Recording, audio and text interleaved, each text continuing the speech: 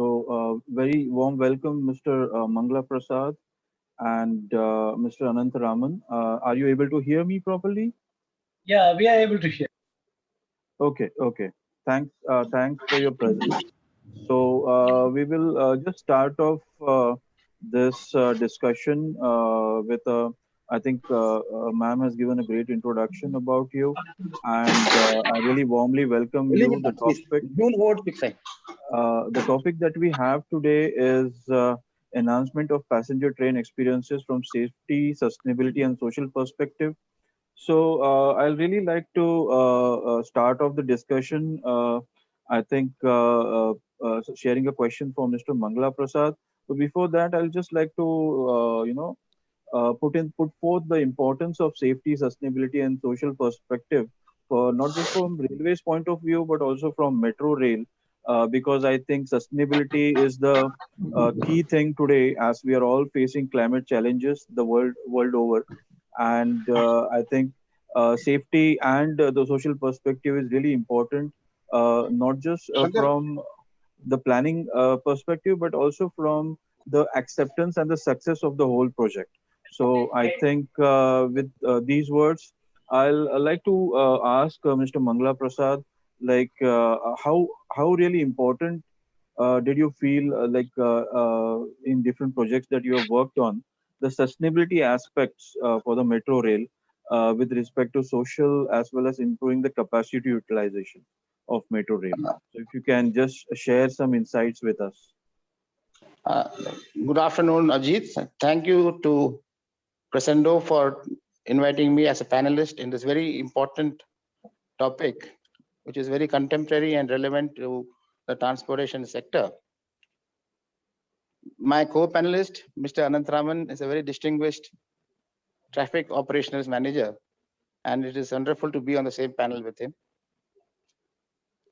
The metro per se is decided on economic considerations today. This paradigm shift took place in 2017 when the government of India decided that justifying metro projects on a conventional rate of return on financial terms is not the way to go. The government decided that the economic rate of return is the correct indicator or index for judging the suitability of metro operations. So the EIRR is to be seen, and not only the rate of internal return on investment. So it's, as a specific example, for example, in the Bangalore metro case, where the ERR is almost 19% for the metro expansion, the financial analysis, if you do in the conventional method, is hardly 6 to 7%. This ERR takes into account a very, very important factors such as the area, catchment area which is being served by the metro, the development of land which is going to take place along the metro, the compounded annual growth rate which is going to take place in the economy due to the metro operations, and so on. To give an instance, in the Bangalore, the CAGR of 9% is one of the highest in the world. This is of course pre-COVID, but I'm sure that once the pandemic dies down, the same CAGR will pick up. More importantly than this is the environmental issue which just mentioned. Correct. To ensure social sustainability, we have to be environmentally conscious and be socially responsible to our environment and to our future generations. You will be surprised to know that each kilometer of metro operation, when constructed, reduces the carbon footprint by 100 tons. Whereas if you plant one tree, the same carbon footprint reduces only 1 ton over a 100-year lifetime. So this is a humongous impact of metro on carbon footprint, which we are leaving behind. In fact, it will be happy to share with you that India is one of the few countries which is well on target to contribute to the carbon sink by 2030 of almost 2.5 million tons of carbon dioxide greenhouse emission reduction, primarily because of the aggressive metro expansion program which we are embarked on. So to summarize, I would like to say that a very, very parochial or narrow view of taking a metro operations only on a financial rate of return is just not adequate. And the government, in its wisdom, has done a very, very outstanding thing by ensuring that the economic rate of return is calculated correctly, and the due sensitivity analysis for all these EIRRs over the scenarios of the various scenarios of 5%, 10%, 15% over various parameters, say on time saved, say on cost of vehicle operating saved, cost of accidents were saved, and more importantly, the greenhouse emissions control is resulting in a very sustainable system for the future generations. Correct, correct. Thanks for those insights. Very valuable insights based upon your experience with Metro as well as Bangalore Metro right now. So I'd like to ask Shri Anantraman ji about one of the other aspects, like related to he has been involved with Southern Railways. He has been a principal chief operations as well. So, what did you think about like how important has been the safety aspect for Southern Railways with respect to both social perspective as well as improving the capacity utilization over the years? So, how exactly did you see these visualize the safety aspect, and how did you plan for it actually? If you can just throw some insights on it, please. Yeah, good afternoon, and Abhijit and Mr. Mangal Prasad. It's wonderful to be on this panel and a very important subject of discussion. The motto of Indian Railways is safety, security, and punctuality. So safety gets the primacy of place. And what is the role of safety in the transportation? First and foremost, safety is important in creating trust in the public and encouraging the choice of the rail traffic mode. But merely to look at safety from the prism of accident prevention would be taking a very limited view in the present context of climate change and global carbon footprint. So what we should look at safety is what way does rail transportation impact its stakeholders, its environment, what kind of pollution, hygiene, and various other issues which are involved in transporting people from place to place. As you know, in India, there is a very dichotomous situation where we have on the one side, we have the state-of-the-art metros, which Mr. Mangal Prasad is heading in Bangalore. And you have similar systems in Chennai, coming up in Pune, already in Lucknow, and of course, the showpiece in Delhi.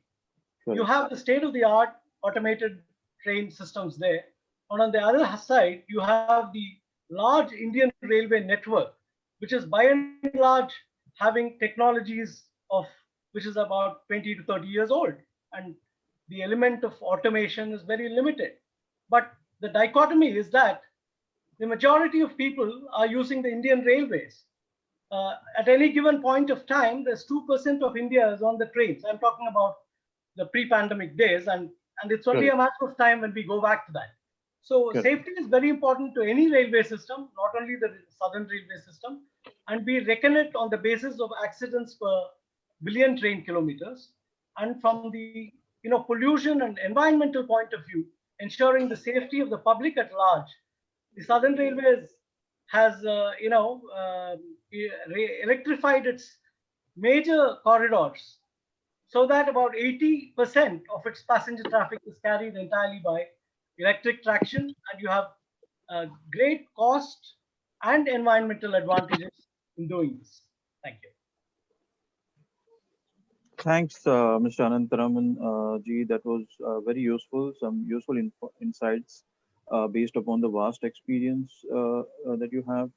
So I'll move on to the next question posed to Shri Mangla Prasad ji.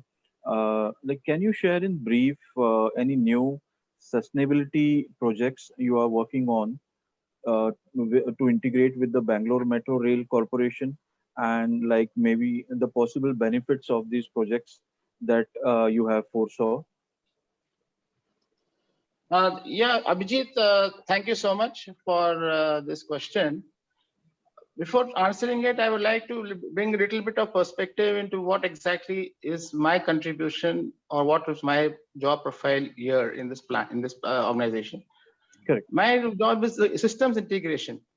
So here we have done a lot of work in order to ensure that all the various systems that which are basically the rolling stock, the depots, the telecom, the environment control system, the tunnel maintenance system, all that is state of art and is also socially and environmentally responsible as per the current conditions.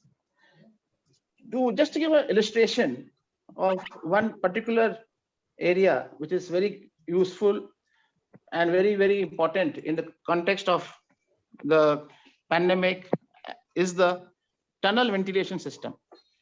Mm-hmm.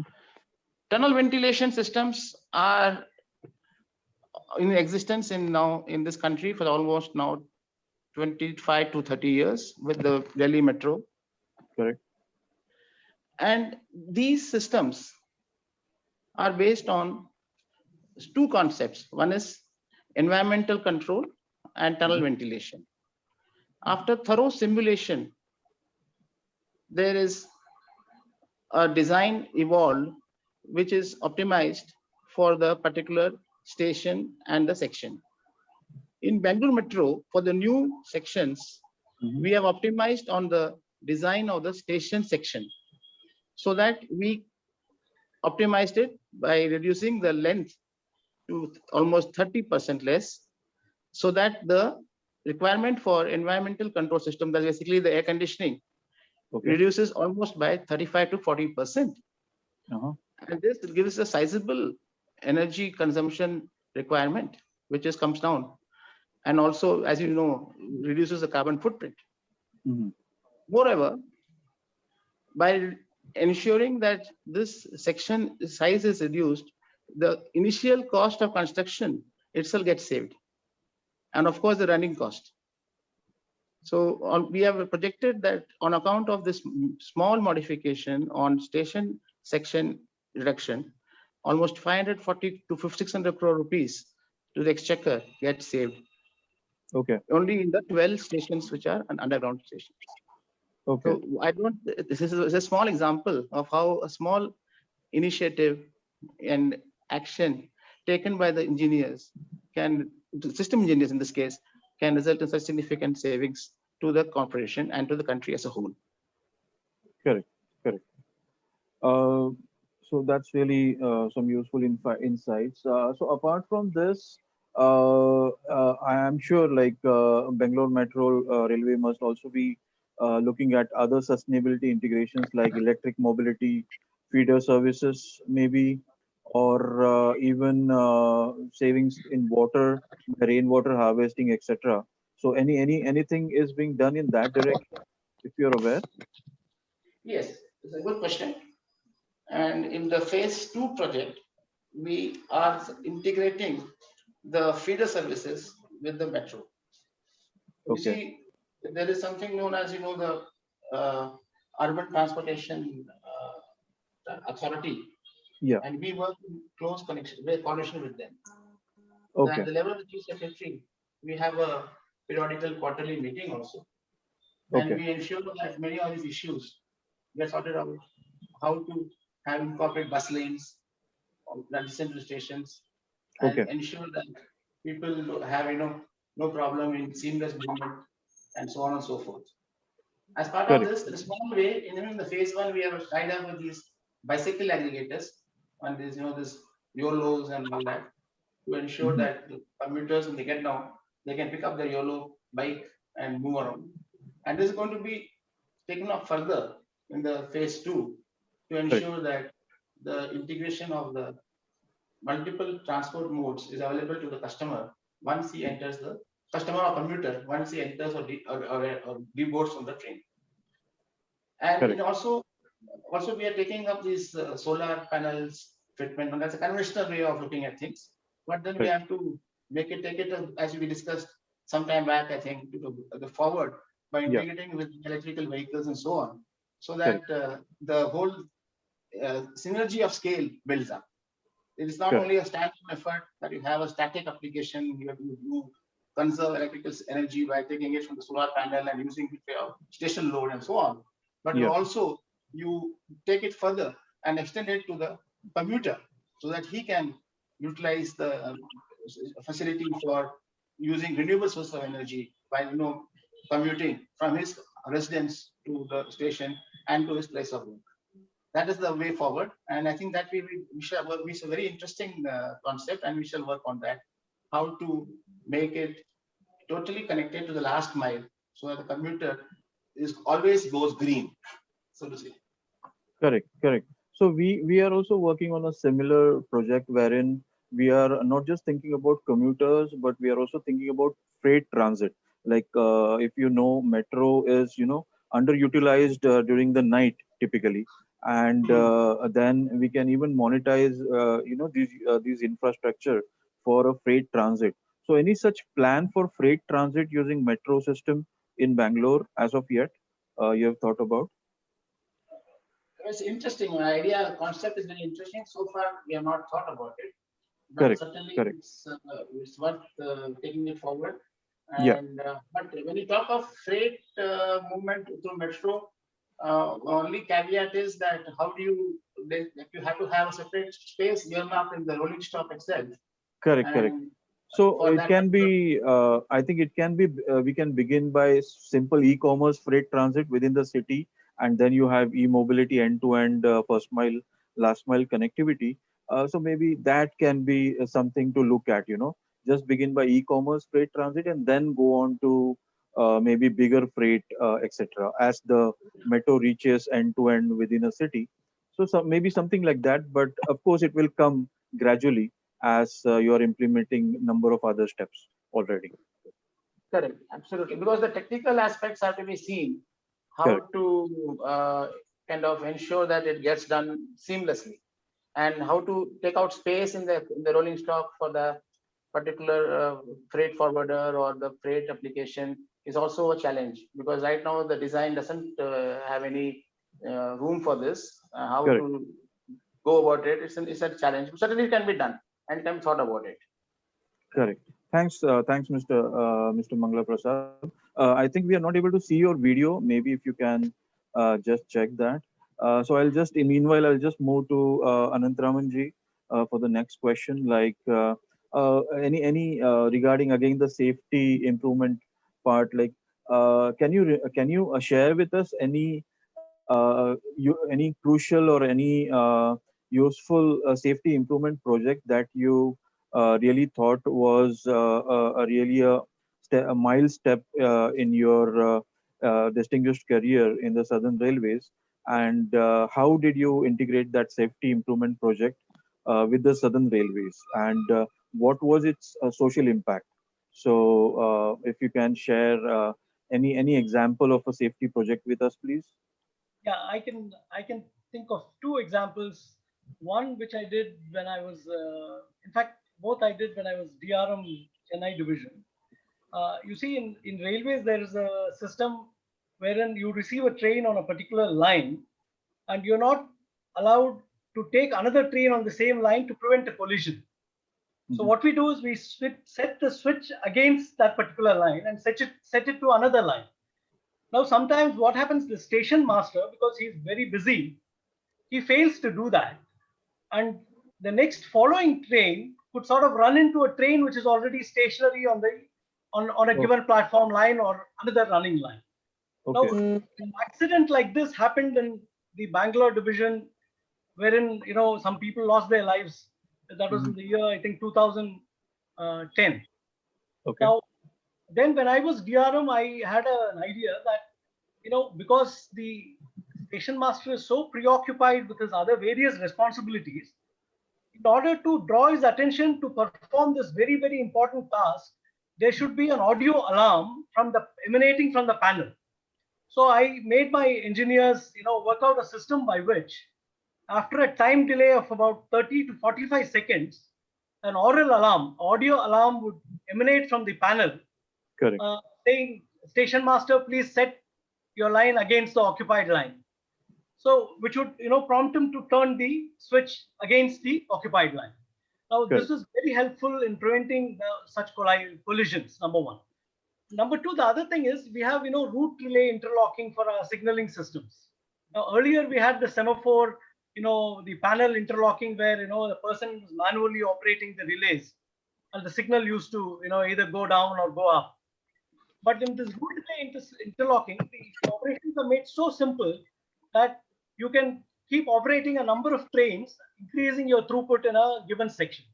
Mhm. But when RRI fails, then the entire operation falls on the human agency. And that is the window in which errors occur, like collisions, which are the worst type of accidents. So I was thinking that, this kind of route relay failures, I went into the details, analyzed that, what, there is a battery float, a battery backup for the RRI equipment. Now, this battery backup is for 2 hours. But when the battery charger fails and the battery is drained in 2 hours, at the end of 2 hours, you have a totally failed RRI system. So I provided a technology in which an SMS would go from the battery charger when it stopped working to the concerned officials and officers, saying that battery charger in so and so major station has failed. Attend immediately. So this brought down the extent of failures totally, and this was one window of error and risk which was totally eliminated. And this has now been adopted on many railways to prevent this kind of, because safety risk happens when the technology is replaced by human agency, because a human being is prone to error. And today in Indian Railways, we have a number of areas like track maintenance, coach examination, then improvement in signaling, redundancies, fire prevention. All this can be improved dramatically by using technologies, sensors, IoT, and things like that. So the only way that the safety factor can be increased in any rail system is by eliminating the human element to the least extent possible. This is the two experiences that I wanted to share with you. Correct, correct, definitely. I think that really gave us a very useful insight regarding the practical implementation of a safety aspect, and it's really how it has been useful. To put the discussion further into perspective, I'll just share with you an example product which has been designed from the angle of, you can say, disaster management plan, wherein the safety and the sustainability is has been built into the product. So I'll just like maybe I'll describe the product very quickly, and then we can see like what is your impression about this product. Can you see the screen right now that I'm sharing? Yeah, we can see it. So yeah, so this product is made in India with German collaboration, and this is a standalone passenger waiting area or a bench, wherein it works directly through off grid, and it has inbuilt light. It has an information system, and it has a charging system also. So through this, what we are proposing, really, this can be used for uh, you know uh, uh, disaster management plan in on platforms, etc., wherein if there is sudden breakdown of power supply, still the passengers will not be in trouble with lights, with the information system and the charging system available to them. So what do you think, will this be something which can be useful for the passengers? Maybe Mr. Anantraman, you can Yeah, just briefly see, tell me about. already the Indian Railways, they have sort of rolled out a plan of IPSs, integrated power systems, and redundancies through generators. Yeah, so already I think a lot of redundancies are available to take care of the eventuality of a power shutdown. It's a very rare occurrence. Probably Correct. in very remote stations where these facilities are not available to the extent they should be, this can be thought of. Correct, correct. And Mr. Mangla Prasad, any your insights on this? Well, I only would like you to ensure that it is vandal proof. You see, the though it is saying the manual proof design, that has to be elaborated so that our wear and tear and usage in the open environment is extremely harsh, and it has to be really very vivid. So that's very Correct. critical. We should not lose sight of that in providing this that should not become liability to the organization. Correct, correct, correct. So just to put the entire thing into perspective, so I think we have touched upon the most important points. I think I really would like to thank Mr. Anantaraman and Mr. Mangla Prasad for your insights, and thanks also to Rail DG Expo for giving this opportunity to share our views and express our thoughts with you. Thank you very much. Thank you very much. Thank you so much. Thank you. Thank you.